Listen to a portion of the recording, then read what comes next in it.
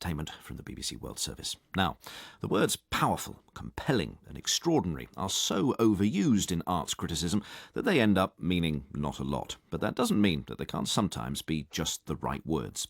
Ori Gersht is an Israeli photographer based in London who's started working with moving images. He's made a 14-minute video piece called Will You Dance With Me, showing at London's Imperial War Museum. It has two screens. On one, white and grey shots of haunting snowy landscapes, and on the other, looming out of the darkness, the incredible wrinkled and lined face of an elderly woman, close up or far away, looking above or past you, but always, all the time, moving slowly in and out of a pool of light. At one point, her voice explains her story, very simply, how she escaped execution at Auschwitz. And here she is, aged 85, just rocking back and forth in a rocking chair. That's all she does. But with such sheer presence, it's, well, compelling and extraordinary. Ori Gersht. Well, for the last few years I was visiting Israel and became more and more aware that people with the number tattooed on their arm disappeared from the demographic landscape. In my childhood I used to see them everywhere and hardly paid much attention to them. So it became important for me to do something about this memory, somehow to hold on to it before it's fading away completely. It's a long time since I've been transfixed by an actress, as I have been by this woman. I want to know more about her. Who is she? Her name is Yehudit Arnon. She's 85 years old now. She lives in Kibbutz Gaton in Israel. And when I met her, I was totally overwhelmed and taken by her presence. On the one hand, she was physically very fragile, but on the other hand, her character and her presence was so strong and domineering. Oh, here she comes. Her face looms out of the darkness. This incredible old face, very, very beautiful and incredibly self-possessed. I think you can immediately see that this woman was, and indeed still is, a performer. And she disappears into the black. Come back. You really want her to come back. Oh, maybe she's gone.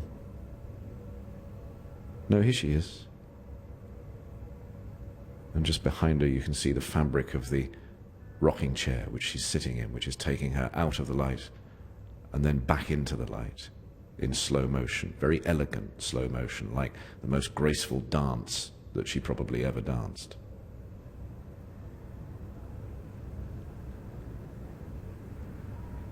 And on the other screen, the snow falls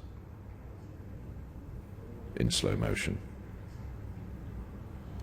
Yes, the idea of the two screens together was to create polarity or tension between two opposites. So for me, the landscape representing the physical space, the external space, and then the black void that she's moving and dancing in is some sort of psychological space.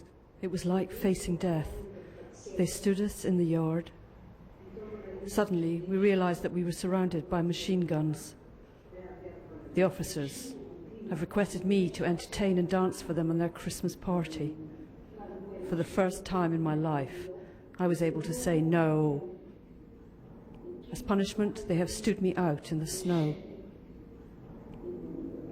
I cannot remember for how long I stood in the snow, and then I promised myself that if I would survive, I will dedicate my life to dance.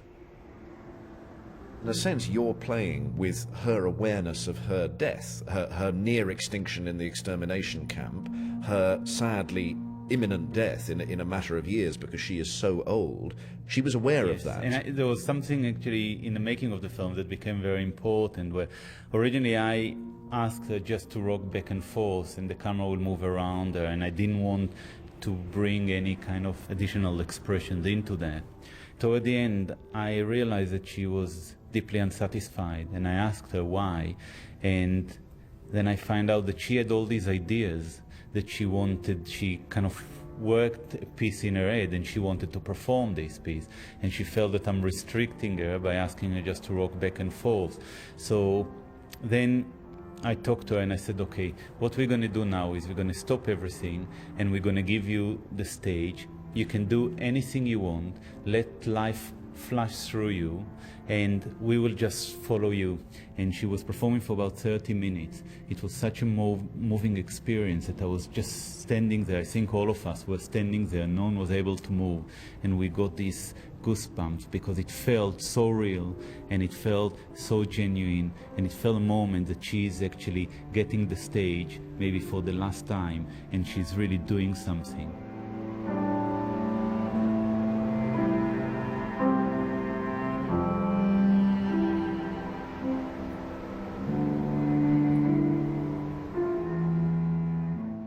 She was quite restricted with the movement, so this dance sequence is only with the lifting of the head, the turning of the head, but I can feel that so much is expressed through that.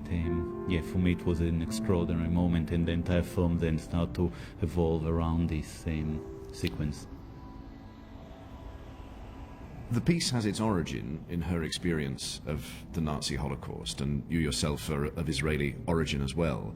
Now, there's always an argument, isn't there, about the specific and the general that you can draw out of the Holocaust. I take a very general message from this. This is about the death of my mother, if I'm honest. Mm-hmm. You know, that's what it looks like to me. How specific do you want it to be? Do you see this as a Holocaust piece?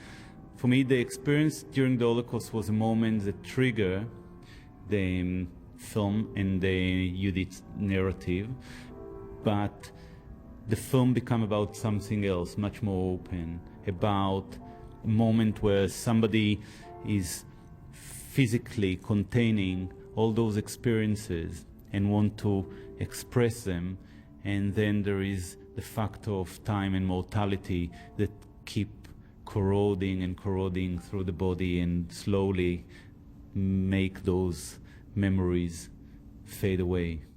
Ori Gersht talking about the extraordinary Yehudit Arnon and his piece Will You Dance With Me at the Imperial War Museum in London. That's all.